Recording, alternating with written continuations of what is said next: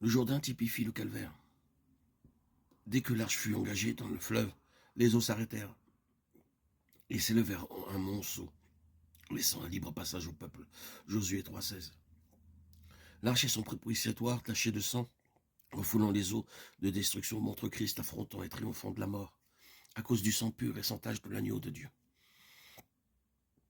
De même que devant l'arche, les eaux de destruction furent refoulées, de même la mort n'a pu retenir Christ.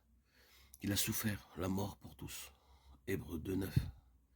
Mais il triompha en vertu de son sang, celui de sa vie incorruptible et sans péché. Dieu l'a ressuscité en le délivrant des liens de la mort. Acte 2,24. Quelle est la preuve que le Dieu vivant est au milieu de nous? N'est-ce pas la présence de sa vie de résurrection en nous, dans notre âme intérieure, nous faisant triompher de la mort? C'est elle qui nous donne force et puissance pour refouler la mort, comme l'arche des eaux de destruction. La mort de Christ est celle de toute la vieille création en Adam, mais pas la résurrection. Christ apporte la vie nouvelle pour constituer une nouvelle création, une race nouvelle.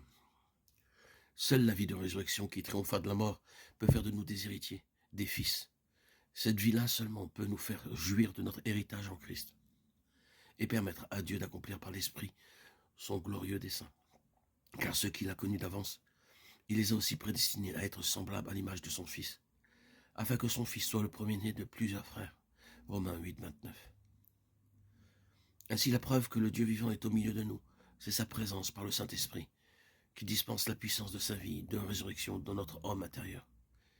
C'est par la puissance de cette vie que nous vainquons la mort sous toutes ses formes, mais nous avons à nous identifier avec lui par la foi dans sa mort, son ensevelissement quant à notre vie naturelle.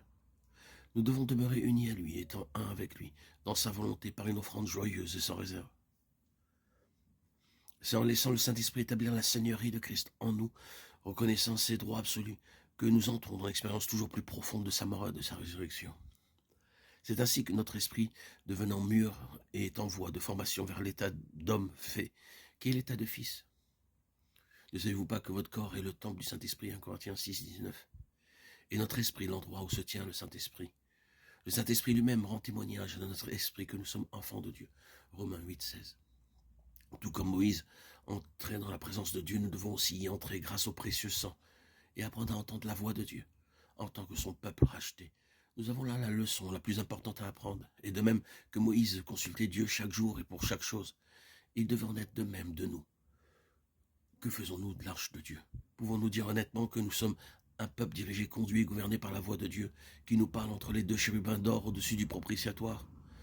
Pouvons-nous attester cela? Examinons attentivement Nombre 9, 22, 23. Où en sommes-nous? Nous, le peuple de la Nouvelle Alliance, vivons-nous dans cette dépendance? Apprenons-nous cela? La place de l'arche et la voix de Dieu entendue au-dessus du propitiatoire entre les deux chérubins nous parle de la souveraineté du Seigneur Jésus-Christ et de la sainteté de sa position en nous et dans son Église.